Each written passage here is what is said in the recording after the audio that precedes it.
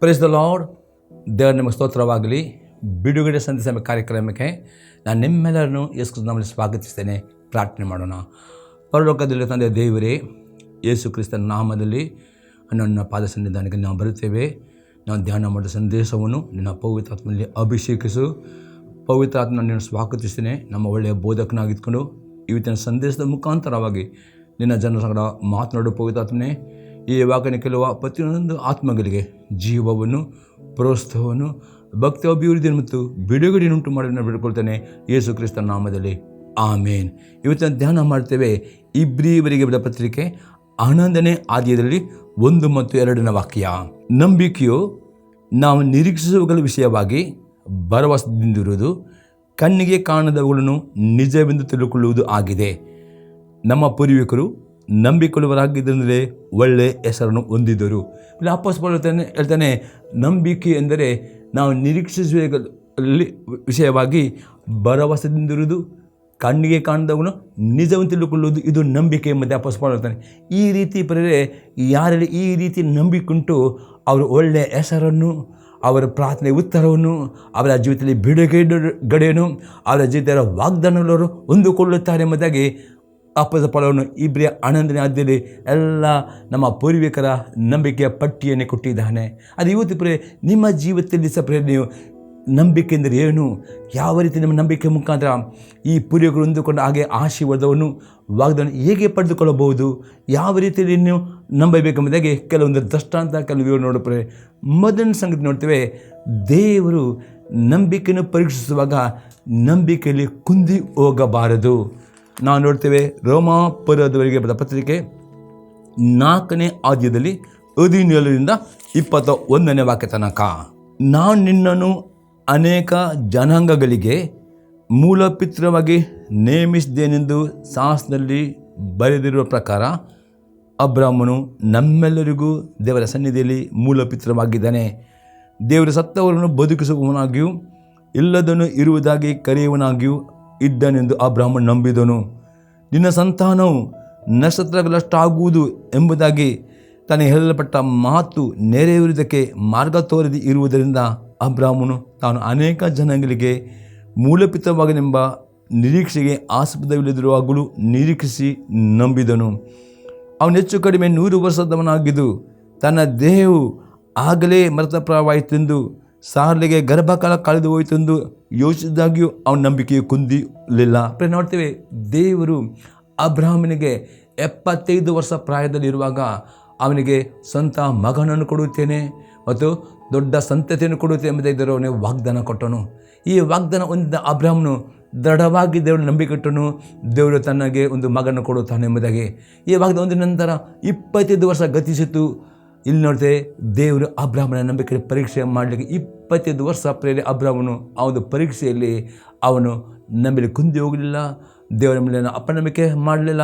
ಅವನ ನಂಬಿಕೆಯಲ್ಲಿ ಮಾತನಾಡಿದನು, ದೇವರನ್ನು ಸ್ತುತಿ ಮಾಡಿದ. ಈ ರೀತಿ ದೇವರು ಯಾರ್ಯಾರೂ ನಂಬಿಕೆಯಿಂದ ಒಳ್ಳೆಯ ಹೆಸರು ಪಡೆದುಕೊಳ್ಳಲಿಕ್ಕೆ ಬಯಸ್ತಿರೋ, ನಂಬಿಕೆಯಿಂದ ದೇವರು ಕೊಟ್ಟ ವಾಗ್ದಾನದ ಪ್ರಾರ್ಥನೆ ಉತ್ತರ ಹೊಂದಿಕೊಳ್ಳಲಿಕ್ಕೆ ನೀವು ಬಯಸ್ತಿರೋ, ಹಾಗಾದರೆ ನಿಮ್ಮ ನಂಬಿಕೆಯು ಅಬ್ರಾಹ್ಮನಿಗೆ ಪರಿಶೀಲಿಸಲ್ಪಡುವಾಗ ನೀವು ಪ್ರಾರ್ಥನೆ ಮಾಡಿದ ಕೂಡಲೇ ಕೆಲವು ಉತ್ತರ ಸಿಗುವುದಿಲ್ಲ. ಅಂಥ ಸಮಯದಲ್ಲಿ ನಂಬಿಕೆ ಕುಂದಿ ಹೋಗೋದಾಗೆ ಈ ಅಬ್ರಾಹ್ಮನಾಗೆ ನೀವು ನಂಬುವುದಾದರೆ ದೃಢವಾಗಿ ನಂಬಬೇಕು. ದೇವರ ವಾಗ್ದಾನ ನಂಬಿಕೊಂಡು ಪ್ರಾರ್ಥನೆ ಮಾಡ್ತಾರೋ, ವಾಗ್ದಾನ ನಂಬಿಕೊಂಡು ದಿನಾಲೂ ಪ್ರಾರ್ಥನೆ ಮಾಡಬೇಕು. ದೇವರು ಕೊಟ್ಟ ಪ್ರವಾದನೆ ನಿಮ್ಮ ಜೊತೆ ಫುಲ್ಫಿಲ್ ಆಗಬೇಕಾ, ಆ ಪ್ರವಾದನೆ ನಂಬಬೇಕು. ದೇವರು ಕೊಟ್ಟ ಕನಸು, ದೇವ್ರ ದರ್ಶನ ಅದನ್ನು ನಂಬಬೇಕು.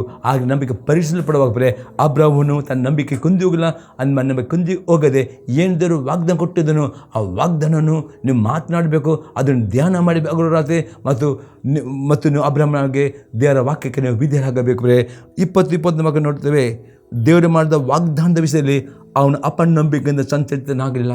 ಎಂದಿಗೂ ದೇವರು ನಿಮಗೆ ಏನು ವಾಗ್ದಾನ ಕೊಡ್ತಾನೋ, ಏನೋ ಕನಸು ಕೊಡ್ತಾನೋ, ಏನೋ ದರ್ಶನ ಕೊಡ್ತಾನೋ, ಅದ ದೇವರು ಏನು ಪ್ರವಾದನೆ ಕೊಡ್ತಾನೋ, ಎಂದಿಗೂ ಅಪನಂಬಿಕೆ ನೀವು ಮಾಡುವರಾಗಬಾರ್ದು.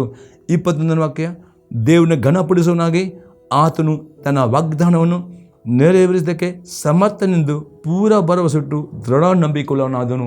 ಅಬ್ರಾಹ್ಮನು ಆ 25 ವರ್ಷ ಅವನ ನಂಬಿಕೆಯಲ್ಲಿ ಕುಂದಿ ಹೋಗಲಿಲ್ಲ, ಅಪನಂಬಿಕೆ ಮಾತನಾಡಲಿಲ್ಲ. ನಿರಾಶೆ ಆಗಲಿಲ್ಲ. ಆ 25 ವರ್ಷ ಆ ದೃಢವಾಗಿ ನಂಬಿದನು, ದೃಢವಾಗಿ ನಿರೀಕ್ಷಿಸಿದನು. ದೇವರು ಕೊಟ್ಟ ವಾಗ್ದಾನ ಪ್ರಕಾರ ತನಗೆ ಮಗ ಆಗ್ತದೆ ಎಂಬುದಾಗಿ ಅವನು ನಂಬಿದನು. ಆ ನಂಬಿಕೆ ಅವನು ದೇವರನ್ನು ಸ್ತುತಿ ಮಾಡಿದನು, ಕೊಂಡಾಡಿದನು, ದೇವರನ್ನು ಮಹಿಮೆಪಡಿಸಿದನು.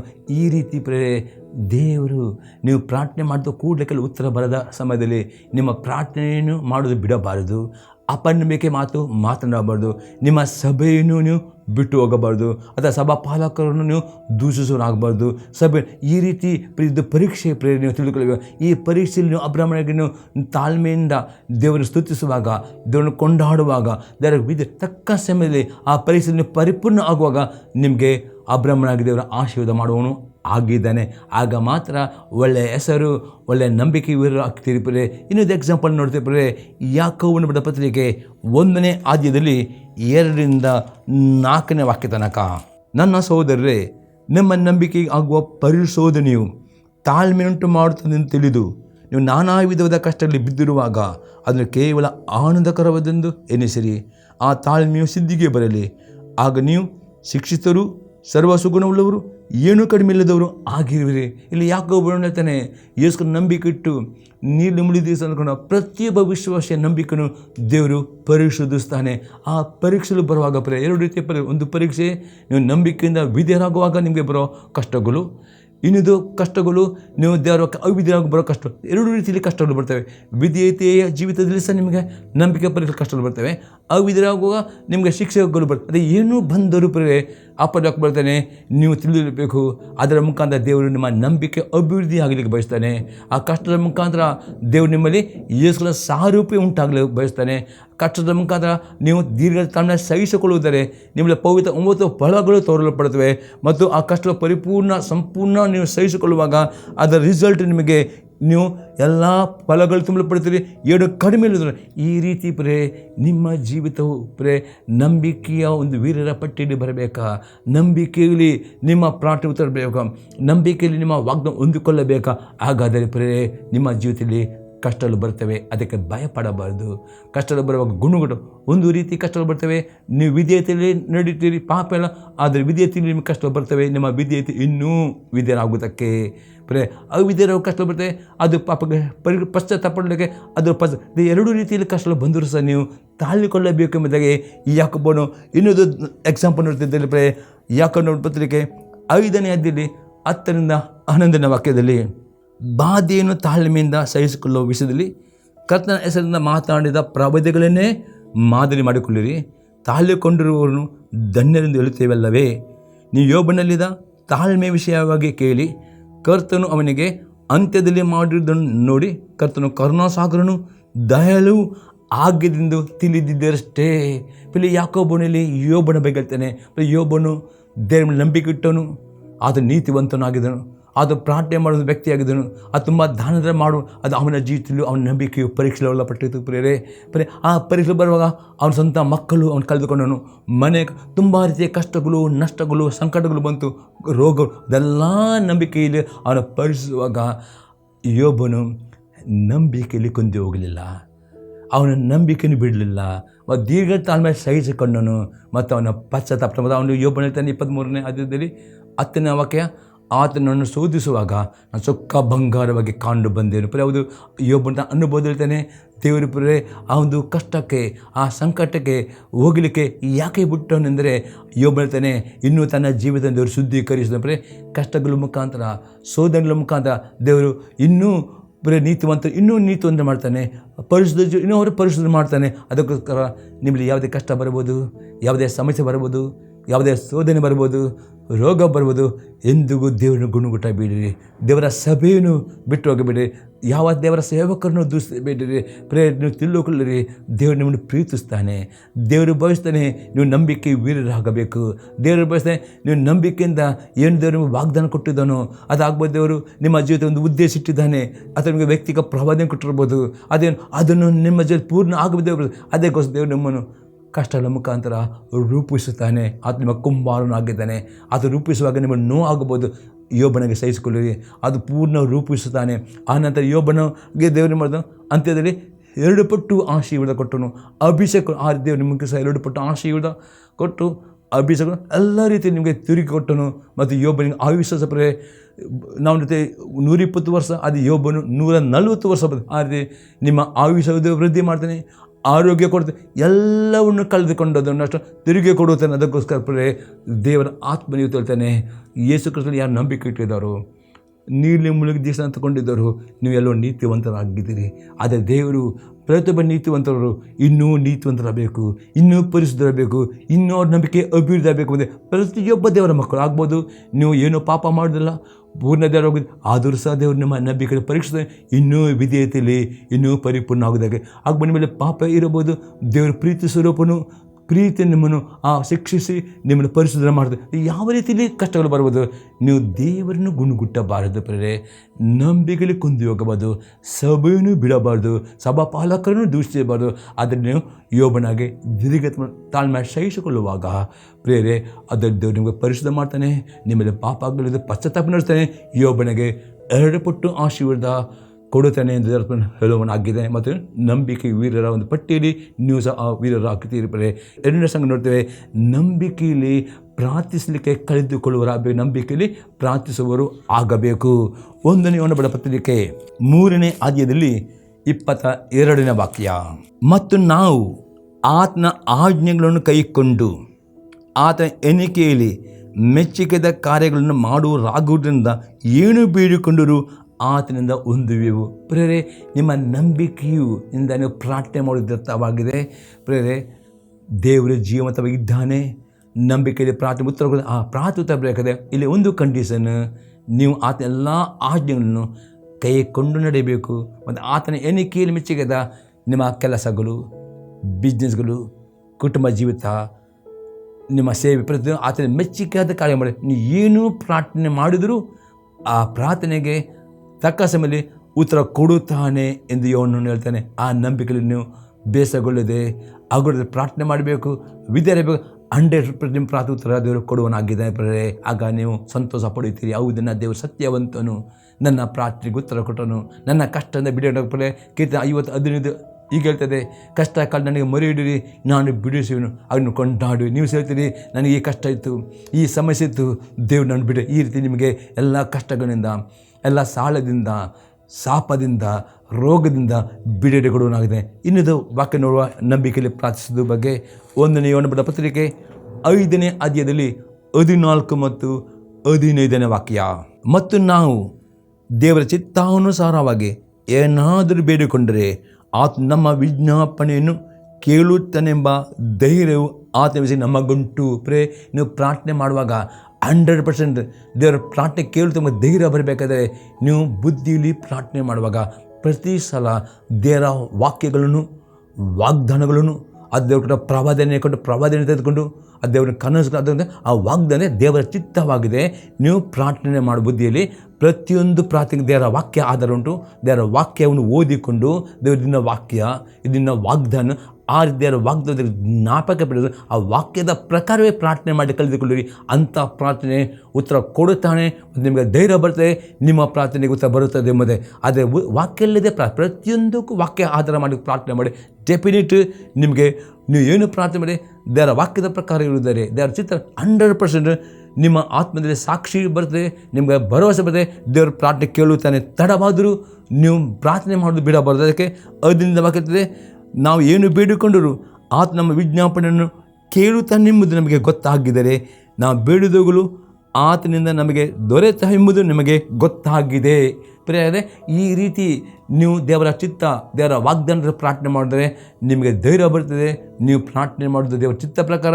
ತಡವಾದರೂ ನೀವು ನಿರಾಸ ಆಗದೆ ದಿನಾಲೂ ಪ್ರಾರ್ಥನೆ ಮಾಡಬೇಕು. ಹಗಲು ರಾತ್ರಿ ಪ್ರಾರ್ಥನೆ ಮಾಡಬೇಕು. ಅದು ನೀವು 3 ಸಲ ಬೇಕಾದ್ರೆ ಪ್ರಾರ್ಥನೆ ಮಾಡಿ. ಉಪವಾಸದ 100% ಧೈರ್ಯದಿಂದಿರಿ, ನಂಬಿಕೆಯಿಂದಿರಿ.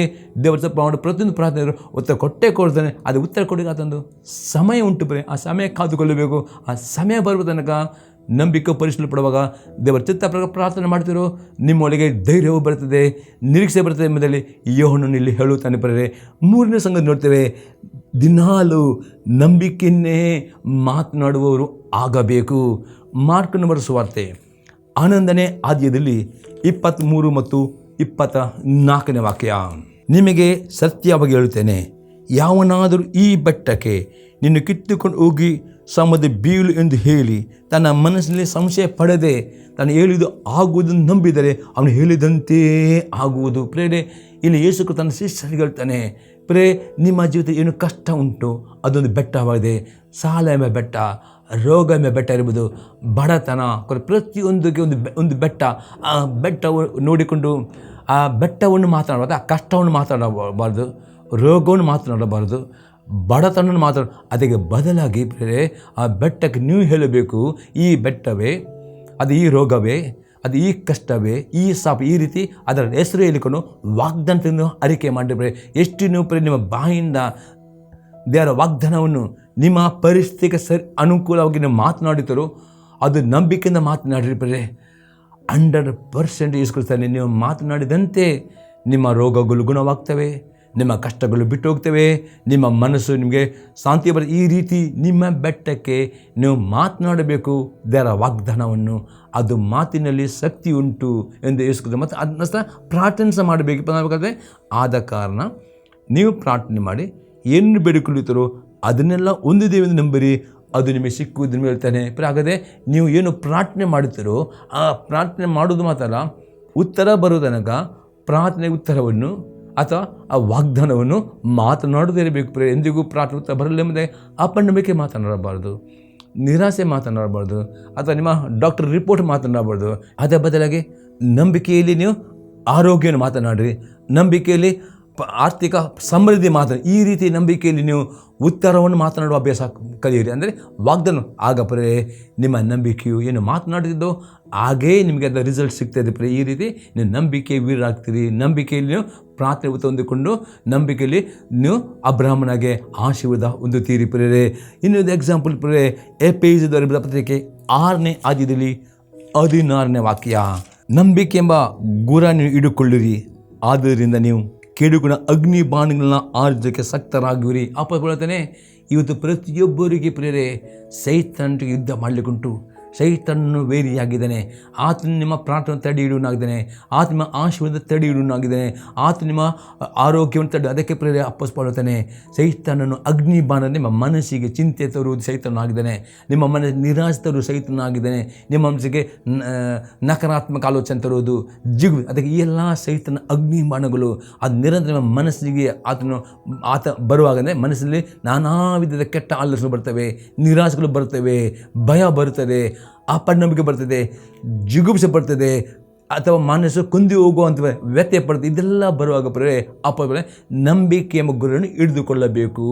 ಅದು ಅಗ್ನಿ ಮಾತ್ರ ಅರ್ಥ ನೀವು ನಂಬಿಕೆಯೇ ಆಗಿದೆ. ದೇವರ ವಾಗ್ದಾನ ನೀವು ಮಾತನಾಡಬೇಕು. ಎಂಥ ಪರಿಸ್ಥಿತಿ ಇರಬಹುದು ಪರಿಸ್ಥಿತಿ ಮಾತನಾಡಬೇಡಿ, ಭಯವನ್ನು ಮಾತನಾಡಬೇಡಿ, ಅಪನಂಬಿಕೆ ಮಾತನಾಡಬೇಡಿ, ನಕಾರಾತ್ಮಕ ಬದಲಾಗಿ ಪ್ರತಿ ಸಲ ನಂಬಿಕೆಯಿಂದ ದೇವರ ವಾಗ್ದಾನವನ್ನು ತೆಗೆದು ಮಾತಾಡಿ. ಎಷ್ಟು ನೀವು ದೇವರ ವಾಗ್ದಾನ ಮಾತಾಡೋ ಆ ವಾಗ್ದಾನ ಮಾತಾಡಿದ ಹಾಗೆ ನಿಮ್ಮ ಮನಸ್ಸಿಗೆ ಬಿಡುಗಡೆ ಬರ್ತದೆ, ನಿಮ್ಮ ಮನಸ್ಸಲ್ಲಿ ನಿರೀಕ್ಷೆ ಬರ್ತದೆ, ನಿಮ್ಮ ಮನಸ್ಸು ಸಂಪೂರ್ಣ ಯೇಸು ಕ್ರಿಸ್ತ ಮನಸ್ಸಾಗ್ತದೆ, ನಿಮ್ಮ ಮನಸ್ಸು ಸ್ವಸ್ಥ ಮನಸ್ಸಾದೆ.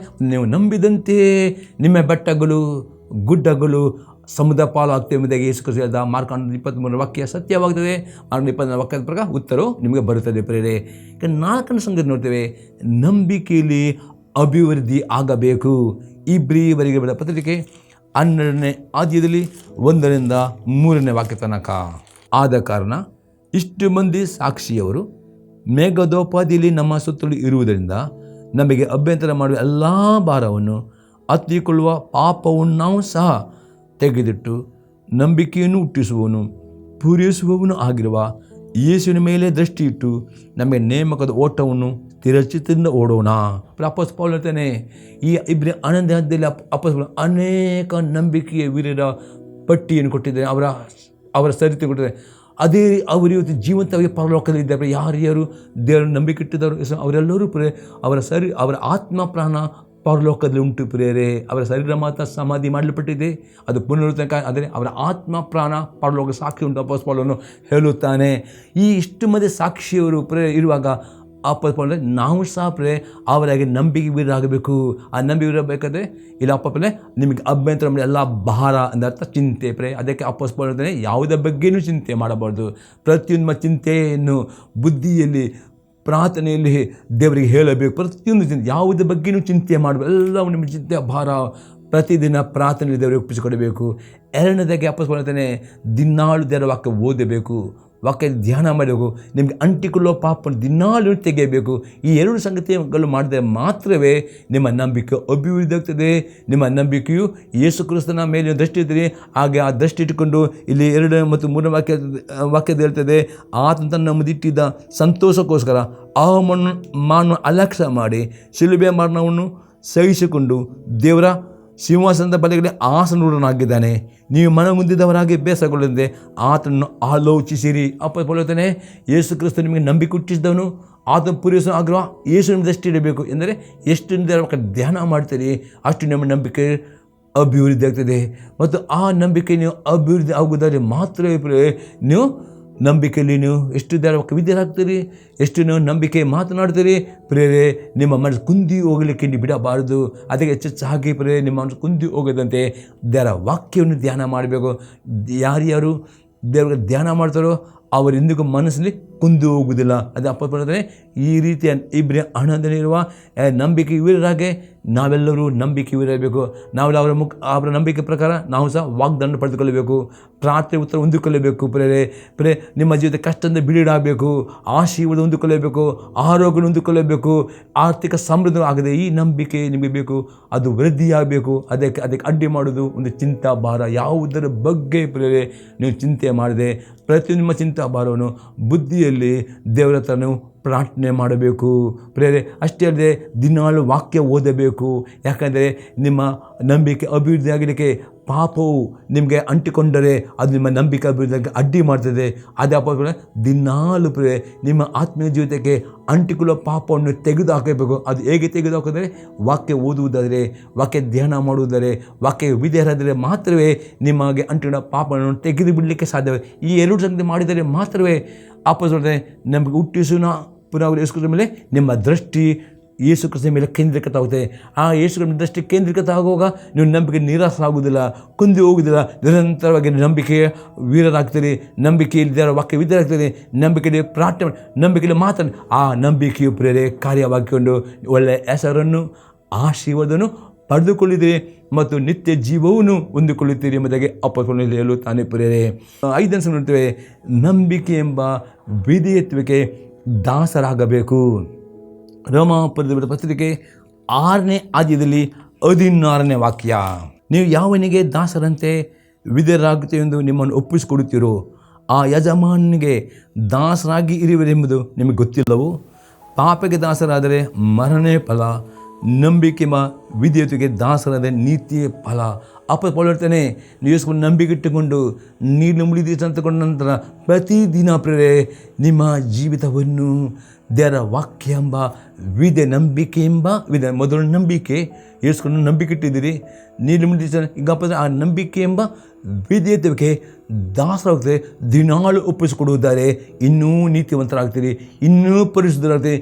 ನಂಬಿಕೆ ಇವರು ಆಗ ನಿಮಗೆ ನೀತಿವಂತ ಸಿಗೋ ಫಲಗಳು ದೇವರು 100% ನೀತಿವಂತನನ್ನು ಆಶೀರ್ವಾದ ಮಾಡ್ತಾನೆ. ನೀತಿವಂತ ಸಂಭವಿಸುವ ಕಷ್ಟ ಅನೇಕ ಬಿದ್ದರು ಎಲ್ಲ ಕಷ್ಟವನ್ನು ಬಿಡುಗಡೆ ಕೊಡ್ತಾನೆ. ನೀತಿವಂತನು ಎಂದಿಗೂ ಹಸಿವೆಗೊಳಿಸನು. ನೀತಿವಂತನ ಪ್ರಾರ್ಥನೆ ಅಂತಕ್ಕೆ ಎಲ್ಲ ನೀತಿವಂತನ ಆಶೀರ್ವಾದನು ಹೊಂದಿಕೊಳ್ಳುತ್ತೀರಿ ಎಂದು ಅದನ್ನೇ ಪಾಪಕ್ಕೆ ಒಪ್ಪಿಸ್ಕೊಟ್ರೆ ನೀವು ಸಾಯುತ್ತೀರಿ. ಅಂದರೆ ಪಾಪ ಮಾಡಿದ್ರೆ ನಿಮ್ಮ ಆತ್ಮ ಸಾಯುತ್ತದೆ, ದೇವರ ಅನ್ಯತೆ ಕಳೆದುಕೊಳ್ತೀರಿ. ಪಾಪ ಮಾಡಿದ್ರೆ ಅಸಮಾಧಾನ, ನಿರಾಸೆ, ಚಿಂತೆ, ಬೇಸರ, ಜಿಗುಪ್ಸೆ ಎಲ್ಲ ಬರ್ತದೆ. ಅದಕ್ಕೆ ನೀವು ಪಾಪಕ್ಕೆ ದಾಸರಾಗದೆ ದಿನಾಲು ನಂಬಿಕೆ ಎಂಬ ವಿಧೇಯತ್ವಕ್ಕೆ ದಾಸರಾಗಬೇಕು ಎಂಬುದಾಗಿ ಅಪೊಸ್ತಲನು ಇಲ್ಲಿ ಹೇಳುತ್ತಾನೆ. ಅದನ್ನು ಯೇಸು ಕ್ರಿಸ್ತನ ನಾವು ದೃಷ್ಟಾಂತ ನೋಡ್ತೇವೆ. ಫಿಲಿಪ್ಪಿಯವರಿಗೆ ಬರೆದ ಪತ್ರಿಕೆ 2ನೇ ಅಧ್ಯಾಯದಲ್ಲಿ 5ರಿಂದ 8ನೇ ವಾಕ್ಯ ತನಕ ಇಲ್ಲಿ ಯೇಸು ಅಪೊಸ್ತಲನು ಹೇಳ್ತಾನೆ, ಯೇಸು ಕ್ರಿಸ್ತನ ಮನಸ್ಸು ನಿಮ್ಮ ಮನಸ್ಸಾಗಬೇಕು ಪ್ರೇರೆ. ನಾವು ಯೇಸು ಕ್ರಿಸ್ತನ ಭೂಲೋಕದಲ್ಲಿ ಜೀವಿಸುವಾಗ ಆತನು ದೇವರ ಒಬ್ಬನೇ ಮಗನಾಗಿದ್ದರೂ ಸಹ ಆತನು ದಾಸನ ಧರಿಸಿಕೊಂಡು ಮನುಷ್ಯ ಸದೃಶನಾದನು. ಹೀಗೆ ಆತನು ಶಿಲುಬೆ ಮರಣ ಹೊಂದುವಷ್ಟು ವಿಧೇಯನು ಪ್ರೇರೆ. ದೇವರು ತಾನೇ ತನ್ನ ಸ್ವಂತ ಮಗನ ವಿಧೇಯತೆಯನ್ನು ಬಯಸಿದನು. ಮತ್ತು ಫಿಲಿಪ್ಪಿಯರು 2:9 ಈ ಕಾರಣ ದೇವರು ಆತನು ಅತಿ ಉನ್ನತ ಸ್ಥಾನಕ್ಕೆ ಏರಿಸಿ ಆತನಿಗೆ ಶ್ರೇಷ್ಠವಾದ ಹೆಸರನ್ನು ಕೊಟ್ಟನು. ಆತನ ಹೆಸರಿಗೆ ಪಾತಾಳ, ಭೂಲೋಕ, ಪರಲೋಕದಲ್ಲಿಯೂ ಎಲ್ಲ ಜೀವಿಗಳು ಯೇಸುವೇ ಕರ್ತನುடைய ಮುಂದಾಗಿ ಸಾಷ್ಟಾಂಗವರೆಗೆ ಅಡ್ಡ ಬಿದ್ದು ನಮಸ್ಕಾರ ಮಾಡ್ತೇವೆ ಪ್ರಿಯರೇ. ಆದರೆ ಈ ಯೇಸು ಕ್ರಿಸ್ತನು ಇಷ್ಟು ದೊಡ್ಡ ಆ ಪದವಿ ಹೊಂದಿಕೊಳ್ಳಿಕ್ಕೆ ಒಂದೇ ಕಂಡೀಷನ್, ಯೇಸು ಕ್ರಿಸ್ತನು ತಂದೆ ಚಿತ್ತಕ್ಕೆ ಸಂಪೂರ್ಣ ವಿಧೇಯನಾದನು. ಶಿಲುಬೆ ಮರಣವನ್ನು ಒಂದಷ್ಟು ಈ ರೀತಿಯಲ್ಲಿ ಪ್ರಿಯರೇ ನಿಮಗೆ ನಂಬಿಕೆಯ ವೀರರಾಗಬೇಕಾ? ನಂಬಿಕೆ ನಿಮ್ಮ ಪ್ರಾಥಮಿಕ ಹೊಂದಿಕೊಳ್ಳಬೇಕಾ? ನಂಬಿಕೆಯ ವಾಗ್ದಾನ ಪಡೆದುಕೊಳ್ಳಬೇಕಾ? ಕಷ್ಟಗಳು ಬಿಡಿಯರಾಗಬೇಕಾ?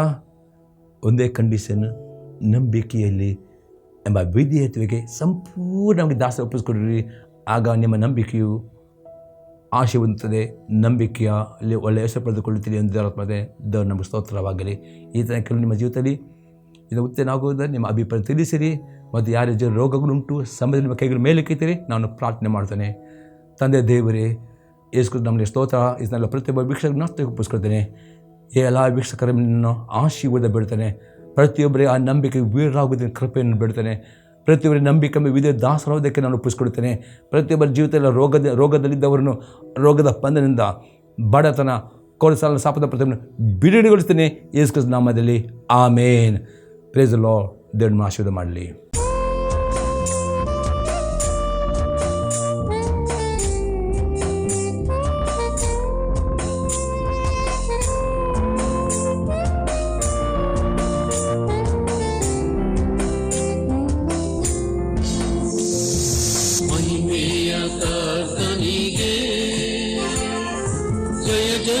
ಜಯವೆನ್ನಿರಿ,